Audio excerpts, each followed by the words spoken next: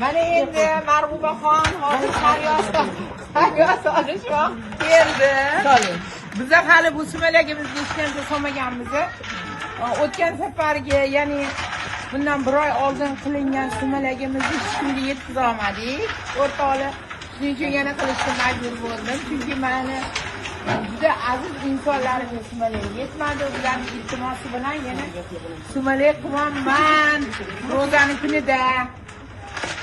Shuning uchun o'tda juda ham ko'p Instagramda gaplar bo'ldi.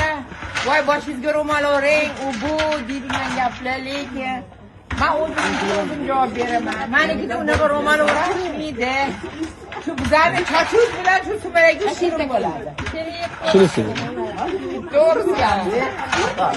Endi mana sariyot deysizlarmi, margarin deysizlarmi, yegachi ichida nima desa ursin. Mana shunaqa qilib soptashimiz. Mana.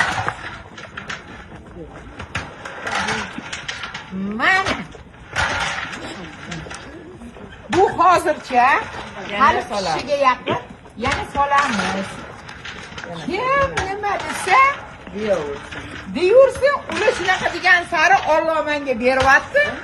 Men bir yilda 2 marta, 3 martalab sumalak qilaman, lekin bu sotishga emas. O'sha safar hazillashib xaridorimiz ko'paysin deb qo'ydik, lekin bu sotiladigan sumalak emas. O'zimiz qilamiz, meni yori birodarim ko'p. Meni hobbim sumalak qilish, 90-yildan beri men sumalak qilaman. Shuning uchun har yil qilishga majburman. Bir yilda 2 martadan ham qiladigan vaqtim bo'ladi. Yana nima deyishimiz mumkin?